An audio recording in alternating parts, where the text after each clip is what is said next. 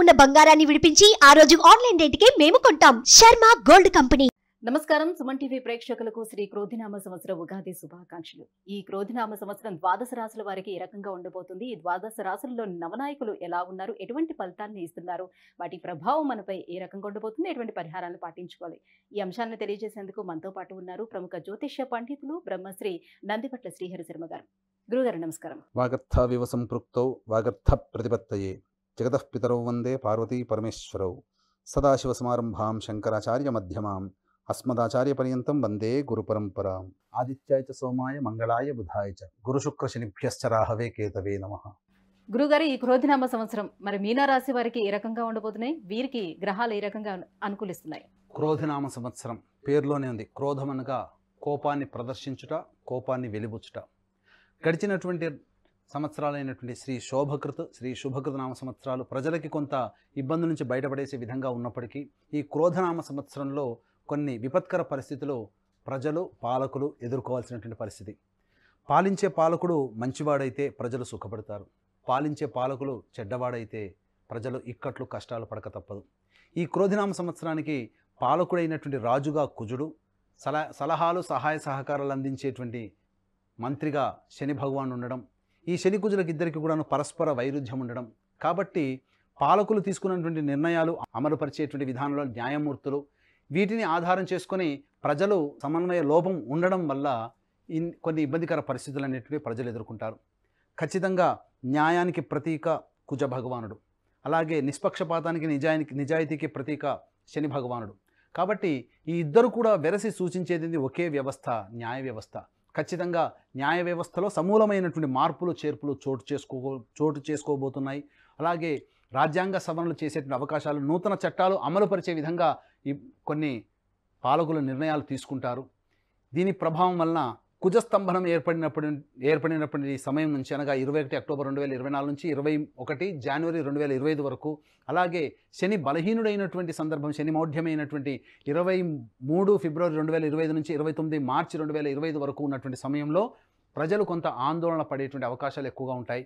ప్రజలు ఆగ్రహ జ్వాలలు, నిరసన జ్వాలలు తెలియజేసే అవకాశం అయినప్పటికీ కూడా పాలకులు మొండి ధైర్యంతో ముందడుగు వేయడం వల్ల ఇది భవిష్యత్తుకి అందరికీ కూడా మంచే జరుగుతుందనేటువంటి ఉద్దేశం ప్రజలు కూడా అంగీకరించడం వల్ల ప్రజలు కూడా పాలకులు తీసుకున్నటువంటి నిర్ణయానికి ఆమోదయోగ్యాన్ని అందిస్తారని చెప్పవచ్చు. ఇక మీనరాశిలో జన్మించినటువంటి వ్యక్తులకి ఆదాయం 11, వ్యయం 5, రాజ్యపూజ్యం 2, అవమానం 4. అంటే ఆదాయము 11 అనగా 11 రూపాయలు సంపాదించినప్పటికీ కూడా ఖర్చు 5 రూపాయలు ఉంటుంది. మిగిలినటువంటి 6 రూపాయలని మీ యొక్క జీవితంలో అభివృద్ధికి, మీ కుటుంబ అభివృద్ధికి భవిష్యత్తులో దాచుకోవడం, అలాగా పెట్టుబడులు పెట్టడం అనేటువంటిది చేసుకోమని ఈ యొక్క పట్టిక ద్వారా తెలియజేయబడుతుంది. రాజ్యపూజ్యం 2, అవమానం 4 అన్నప్పుడు మీరు చేసేటువంటి ప్రతి పనిని మిమ్మల్ని పొగిడేవారు, అలాగే మిమ్మల్ని వెన్నుతట్టి ప్రోత్సహించేవారు ఇద్దరు ఉంటే, మీ ముందు నవ్వుతూ మాట్లాడి వెనకాల గోతులు తీసే వ్యక్తులు 4 ఉంటారు. కాబట్టి ఆ 4 పట్ల, వారి యొక్క పనుల పట్ల మీరు ఒకంత కన్నేసి ఉంచడం అనేటువంటిది చేసుకోమని యొక్క శాస్త్రం తెలియజేయబడుతుంది.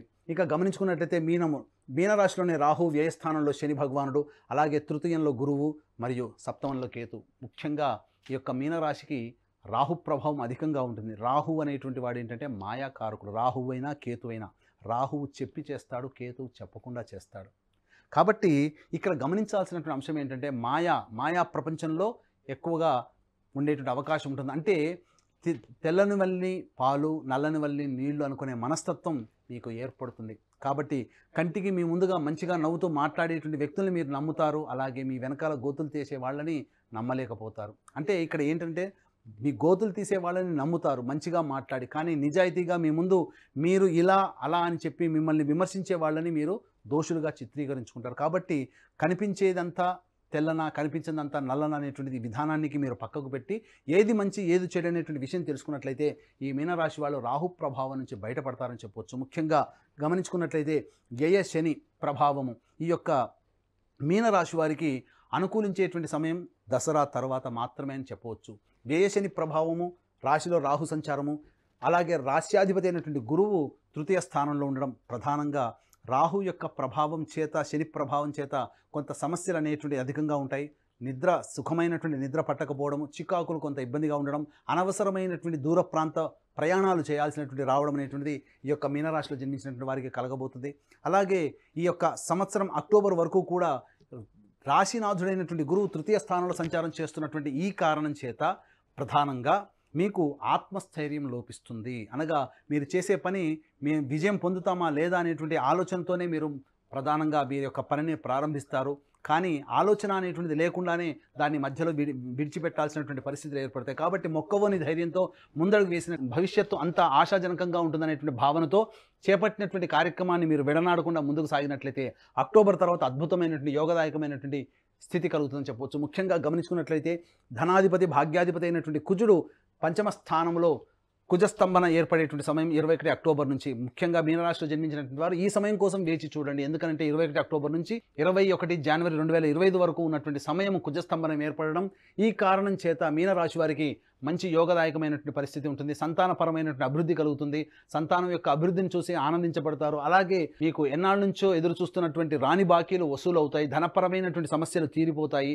అలాగే ఇంకా చెప్పాలి అంటే మీకు తల్లిదండ్రుల నుంచి వారసత్వ సంపదగా రావాల్సినటువంటి ఆస్తిపాస్తులు కావచ్చు, అలాగే తాత ముత్తాతల నుంచి ఎప్పటి నుంచో నలుగుతున్నటువంటి న్యాయవాద సమస్యలు ఏవైతే ఉంటాయో అవన్నీ కూడా కొలిక్కి వచ్చి మీకు అనుకూలంగా తీర్పు వెలువడేటువంటి అవకాశాలు ఎక్కువగా ఉంటాయని చెప్పవచ్చు. ఇక దాంపత్య స్థానంలో కేతుగ్రహ ప్రభావము, నూతన వ్యక్తుల యొక్క పరిచయాల పట్ల జాగ్రత్తలు పాటించండి. మత ఆచారాన్ని పాటించని వ్యక్తుల వల్ల మీకు ఎక్కువగా ఇబ్బందికర పరిస్థితులు ఎదురవుతాయని చెప్పవచ్చు. ప్రధానంగా రాహుకేతుల యొక్క ప్రభావం వలన జీవిత భాగస్వామితో కొంత ఇబ్బందికర పరిస్థితులు అక్టోబర్ లోపల ఏర్పడే అవకాశం ఉంటుంది. కాబట్టి మీరు జీవిత భాగస్వామితో ఆనందంగా గడిపేటువంటి విధంగా చేసుకుంటే మంచి జరుగుతుంది. అలాగే ఈ యొక్క మీనరాశిలో జన్మించినటువంటి వారికి రియల్ ఎస్టేట్ రంగంలో ఉన్నటువంటి వారికి చక్కటి ఆదాయం అనేటువంటిది అక్టోబర్ నుంచి ఏర్పడబోతుంది. కాబట్టి నూతన వెంచర్స్ ఏవైనా ఉన్నప్పటికీ కూడా దసరా తర్వాత ప్రారంభించే అవకాశం మీరు వీలు కల్పించుకోండి. అలాగే కేంద్ర రాష్ట్ర ప్రభుత్వాలకు సంబంధించి పనిచేసేటువంటి వ్యక్తులు మాయా ప్రభావానికి లోనవుతారు. కాబట్టి మీకు తెలియకుండానే మీ పేరు మీద ఇబ్బందికర పరిస్థితులు అనేటువంటి జరుగుతాయి. కాబట్టి ధనపరమైనటువంటి వ్యవహారాలు కానీ లేదా ఏదైనా కానీ వ్యవహారం జామీందారుగా ఉండడం లేదా ఎవరికైనా కానీ గ్యారంటీదారుగా ఉండడం అనేటువంటిది చేయకండి. మీరు చిక్కుల్లో పడతారు. అలాగే ఈ యొక్క మీనరాశిలో జన్మించినటువంటి బంగారు వెండి వ్యాపారస్తులు, అలాగే రెస్టారెంట్ బిజినెస్ చేసేవాళ్ళు, boarding and lodging and hotel నడిపేటువంటి వాళ్ళు, ఎఫ్ఎంసీజీ రంగంలో ఉన్నటువంటి వాళ్ళు, హోటల్ వ్యాపారస్తులు, అలాగే కిరాణా జనరల్ స్టోర్ నడిపేటువంటి వాళ్ళు, ఇంకా చెప్పాలంటే విద్యాలయ సంస్థలు నడిపేటువంటి వాళ్ళు, స్టీల్ సంబంధించినటువంటి వ్యాపారస్తులు, వీళ్ళందరూ కూడా జాగ్రత్తగా అక్టోబర్ తర్వాత మీరు చేసుకునేటువంటి వ్యాపార అభివృద్ధి కానీ లేదా ఇంకా నూతన బ్రాంచ్లు ఏర్పాటు చేసుకోవాలనుకుంటే అక్టోబర్ తర్వాత ఏర్పరచుకునేటువంటి ప్రయత్నం చేయండి. ముఖ్యంగా ఈ యొక్క కర్కాటక రాశిలో కుజ సంచారం జరుగుతున్నప్పుడు లాభాధిపతి మరియు వ్యయాధిపతి అయినటువంటి శని భగవాన్ని కంట్రోల్లో కుజుడు వెళ్ళిపోతాడు. ధనాధిపతి భాగ్యాధిపతి యొక్క కుజుని యొక్క కంట్రోల్లోకి వెళ్ళిపోతారు. కాబట్టి మీకు అన్ని రకాలుగా లాభమే అనేటువంటిది మీకు ఉంటుందని చెప్పవచ్చు. ముఖ్యంగా విద్యార్థులకి కొంత ప్రథమార్థంలో కొంతగా ఇబ్బందికర పరిస్థితులు ఎదురైనప్పటికీ కూడాను దసరా తర్వాత పుంజుకుంటారు. నూతన విద్యాలయాలలో మీకు చక్కటి ప్రవేశం అనేటువంటిది లభిస్తుందని చెప్పవచ్చు. అలాగే విదేశీయానానికి చేసేటువంటి ప్రయత్నాలన్నీ కూడా కొలిక్కి వస్తాయి. అలాగే నూతన ఉద్యోగస్తులు కాస్త జాగ్రత్తలు పాటించినట్లయితే నూతన ఉద్యోగం కోసం మీరు ప్రయత్నం అక్టోబర్ తర్వాత చేసుకున్నట్లయితే మంచి శుభ ఫలితాలు పొందుతారని చెప్పవచ్చు. అలాగే ఈ యొక్క మీనరాశిలో జన్మించినటువంటి వారికి ప్రధానంగా ధాన్యాల దిగుబడి అనేటువంటిది అధికంగా ఉంటుంది. కాబట్టి ధాన్యం పంటలు వేసుకుంటే చాలా మంచిది. ప్రథమార్థం కంటే ద్వితీయార్థం ఎక్కువగా మీకు లాభించే అవకాశం ఉంటుంది. కాబట్టి ప్రథమార్థం అనగా దసరా లోపల వేసేటువంటి పంటలు కమర్షియల్ పంటలుగా ఉన్నట్లయితే మీకు ఇంకా మంచి జరుగుతుందని చెప్పవచ్చు. ముఖ్యంగా పెట్రోల్ రంగం, అలాగే కిరోసిన్ వ్యాపారస్తులు, అలాగే డీజిల్ వ్యాపారస్తులు అనగా పెట్రోల్ రంగంలో ఉన్నటువంటి వాళ్ళకి, పెట్రోల్ బంకులో పనిచేసేటువంటి వాళ్ళకి అద్భుతమైనటువంటి ఆదాయం అనేటువంటిది ఎక్కువగా జరుగుతుంది. అయితే మోసాలు ఎక్కువగా జరిగేటువంటి అవకాశాలు ఉంటాయి. కాబట్టి మోసాల పట్ల జాగ్రత్తలు పాటించండి.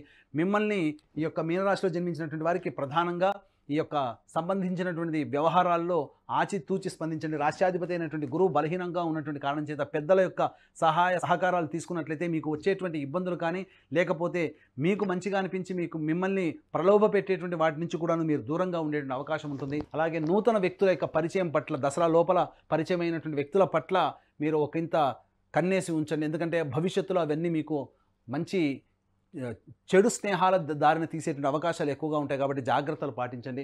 ఈ రాశిలో ప్రధానంగా నవగ్రహాల యొక్క అనుగ్రహం సంపూర్ణంగా ఉండాలి. అలాగే ఈ రాశిలో జన్మించినటువంటి కళారంగము, టీవీ రంగము, అలాగే సంబంధించినటువంటి ఎలక్ట్రానిక్ అండ్ ప్రింటింగ్ మీడియా రంగంలో ఉన్నటువంటి వారికి అద్భుతమైనటువంటి అవకాశాలు వస్తాయి. తద్వారా భవిష్యత్తులో మంచి జరుగుతుంది. విదేశీయానం చేసేటువంటి అవకాశం ఈ యొక్క మీనరాశిలో జన్మించినటువంటి వారికి ఉంటుంది. ఈ మీనరాశిలో జన్మించినటువంటి వారికి ప్రధానంగా రాహుబలము అధికంగా ఉన్నటువంటి కారణం చేత మీరు ఈ యొక్క ఎన్నికల్లో మీకు సామాన్యంగా మెజారిటీ అనేటిది రాకపోయినా అక్టోబర్ తర్వాత చేసేటువంటి ప్రయత్నాలలో మీకు నామినేటెడ్ పోస్టులు లభించేటువంటి అవకాశాలు ఎక్కువగా ఉన్నాయని చెప్పొచ్చు. ప్రధానంగా ఈ యొక్క సంబంధించి అన్ని నవగ్రహాల యొక్క అనుగ్రహం ఈ మీనరాశిలో జన్మించినటువంటి వారికి కావాలి. కాబట్టి తమిళనాడు మద్రాస్ రాష్ట్రానికి దగ్గరలో ఉన్నటువంటి కుంభకోణానికి చుట్టుపక్కల ఉన్నటువంటి నవగ్రహాల టెంపుల్స్లో మీ గోత్రనామాదులతో నవగ్రహాలలో అభిషేకాలు, నవగ్రహాల టెంపుల్స్లో, అలాగే నవగ్రహ దేవాలయంలో నవగ్రహ హోమాలు అనేటువంటి జరిపించడం జరుగుతుంది. నవగ్రహాల యొక్క అనుగ్రహం మీకు సంపూర్ణంగా కలగాలనేటువంటి సదుద్దేశంతో, అలాగే వివాహం కావాల్సినటువంటి అబ్బాయిలకి అమ్మాయిలకి మరియు ఆరోగ్యం కోసం కఠినమైనటువంటి ఈ జటిలమైనటువంటి సమస్యల పరిష్కారం కోసం హోమాది కార్యక్రమాలు, అలాగే మీనరాశి వారు ఏలిన నాటి శని ప్రభావంలో ఉన్నారు కాబట్టి శని దోష పరిహారార్థమై హోమాది కార్యక్రమాలు జరిపించడం జరుగుతుంది. కాబట్టి అవకాశం ఉన్న వాళ్ళు కార్యక్రమ తదంతరం కాంటాక్ట్ చేసి పూర్తి వివరాలు తెలుసుకోవచ్చు. అలాగే తండ్రి వైపు 7 తరాలు, తల్లి వైపు 4 తరాలు ఏవైనా దుర్మరణాలు అనగా road accident, fire accident, suicide attempt, నదిలో బావిలో పడి చనిపోవడం, ఇంట్లోంచి వెళ్ళిపోవడం, లివర్ ఫెయిల్ అయ్యి కిడ్నీ ఫెయిల్ అయ్యి క్యాన్సర్తో చనిపోవడం, అలాగే 60 సంవత్సరాల లోపల ఈ విధంగా చనిపోయినా, మీ కుటుంబ సభ్యులు కులాంతర మతాంతర వివాహాలు చేసుకున్నా, మీ కుటుంబంలోని వ్యక్తులకి వివాహాలు కాకున్నా, దాంపత్య సమస్యలు ఎదురవుతున్నా, సంతానం కలగకున్నా, ఇవన్నీ కూడాను పితృదోషాలకి సంబంధించినవి. కాబట్టి ఈ పితృదోష నివారణార్థమే ప్రతి నెల మా పీఠం ఆధ్వర్యంలో పితృదోష నివారణ పూజలు, హోమాలు అనేటువంటి జరిపించడం జరుగుతుంది. కాబట్టి ఈ యొక్క పితృదోష నివారణలో పాల్గొనదలుచుకున్న వాళ్ళు కార్యక్రమ తదంతరం కాంటాక్ట్ చేసి పూర్తి వివరాలు తెలుసుకోవచ్చు. గురుగారు, మీనరాశిలో జన్మించినటువంటి స్త్రీలకు మరి ఎలా ఉండబోతుంది? మీనరాశిలో జన్మించినటువంటి స్త్రీలకి ప్రధానంగా నమ్మి స్నేహం చేసేటువంటి వ్యక్తుల వల్ల ఇబ్బందులు పడే అవకాశాలు ఎక్కువగా ఉన్నాయని చెప్పవచ్చు. అలాగే ప్రధానంగా మీకు సంతానానికి సంబంధించిన అభివృద్ధి కనబడుతుంది. సంతానం కోసం ఎదురు చూసేటువంటి మహిళలకి సంతాన సౌఖ్యం లభిస్తుంది. అయితే ఆరోగ్యం పట్ల శ్రద్ధ వహించాల్సినటువంటి పరిస్థితి, అన్ఐడెంటిఫైడ్ ఇల్నెస్ అనేటువంటిది మీకు ఎక్కువగా, అనగా ఏ పరీక్షలు చేసుకున్నప్పటికీ అంతా నార్మల్గా ఉంటుంది, కానీ ఏదో మానసిక శారీరక లోపాలతో ఇబ్బంది పడుతూ ఉంటారని చెప్పవచ్చు. అలాగే రాశినాథుడైనటువంటి గురువు బలహీనంగా ఉన్నటువంటి కారణం చేత మీ అక్టోబర్ వరకు కూడా మీకు ఉన్నటువంటి మీ యొక్క మాటకి విలువ తగ్గిపోవడము, కుటుంబ సభ్యుల యొక్క ప్రేమ ఆదరణ నోచుకోలేకపోవడం అనేటువంటి మీకు కొంత బాధ కలిగిస్తుంది. అలాగే మీరు ఇతరుల వల్ల నష్టపోయేటువంటి అవకాశాలు ఎక్కువగా ఉన్నాయి. కాబట్టి ధనపరమైనటువంటి విషయాల్లో కానీ, లేదా మీ వస్తువులకి విలువైనటువంటి వస్తువుల విషయాల్లో కానీ మీరు జాగ్రత్తలు పాటించినట్లయితే మంచి జరుగుతుందని చెప్పవచ్చు. ఏదైనప్పటికీ కూడాను నూతన గృహ సంబంధించినటువంటి కార్యక్రమాలు జరుగుతాయి. నూతన వాహన కొనుగోలు కానీ, నూతన గృహ నిర్మాణం కానీ చేపట్టేటువంటి అవకాశాలు ఎక్కువగా ఉన్నాయని చెప్పవచ్చు. గురుగారు, మీనరాశిలో జన్మించిన వారు ఇంకా ఎటువంటి పరిహారాలను పాటించుకుంటే మరింత యోగదాయకంగా ఉంటుంది వాళ్ళకి? ప్రధానంగా ఈ యొక్క మీనరాశిలో జన్మించినటువంటి వారు సుబ్రహ్మణ్య స్వామి ఆరాధన బాగా చేసినట్లయితే మంచి జరుగుతుంది. ప్రతి మంగళవారం రోజున సుబ్రహ్మణ్య స్వామికి ఆవు పాలు, ఆవు నెయ్యి, తేనె ఈ మూడింటితో అభిషేకం జరిపించండి. ఇలా మీరు 7 వారాల పాటు చేసినట్లయితే మీకున్నటువంటి సమస్య పరిష్కారం అవుతుంది. ముఖ్యంగా మీరు ప్రతిరోజు కూడాను మీకు సులువైనటువంటి పరిహారం ఏంటంటే, దేవాలయానికి వెళ్ళినప్పుడు ఏదైనా ఉచిత సేవ చేయండి. లేకపోతే దేవాలయంలో ఎవరైనా కానీ పదార్థాలు అనగా దైవ ప్రసాదము పెట్టిన తర్వాత చాలామంది ఈ కరివేపాకులు, అలాగే మిరపకాయలు ఉన్నటువంటివన్నీ కింద పడేస్తారు, మిగతాదంతా భుజిస్తారు. కానీ ఒకసారి ప్రసాదంగా పెట్టినటువంటిది ఏదైనా మంచైనా చెడైనా అది దైవ ప్రసాదమే. కాబట్టి కింద తొక్కేటువంటి అవకాశం ఎవరికి ఇవ్వకుండా అవన్నీ తీసి డస్ట్బిన్లో వేసి చేయి కడుక్కోండి. ఈ విధంగా చేసినట్లయితే గురుబలం అమాంతంగా పెరిగిపోతుంది. తద్వారా మీకున్నటువంటి పనులు మీకు తెలియకుండానే అనుకూలంగా జరిగిపోతాయని చెప్పొచ్చు. ఈ యొక్క మీన రాశిలో జన్మించినటువంటి వారికి అదృష్ట సంఖ్య 3, అదృష్ట వారము ఆదివారము, మంగళవారం. గురుగారు, మీనరాశి వారికి ఈ క్రోధినామ సంవత్సరం ఎలా ఉండబోతుంది, ఎటువంటి పరిహారాలను పాటించుకుంటే వాళ్ళకి బాగుంటుందనే విషయాన్ని తెలియజేసినందుకు ధన్యవాదాలండి. సర్వం శ్రీ ఉమామహేశ్వర పరబ్రహ్మార్పణమస్తు.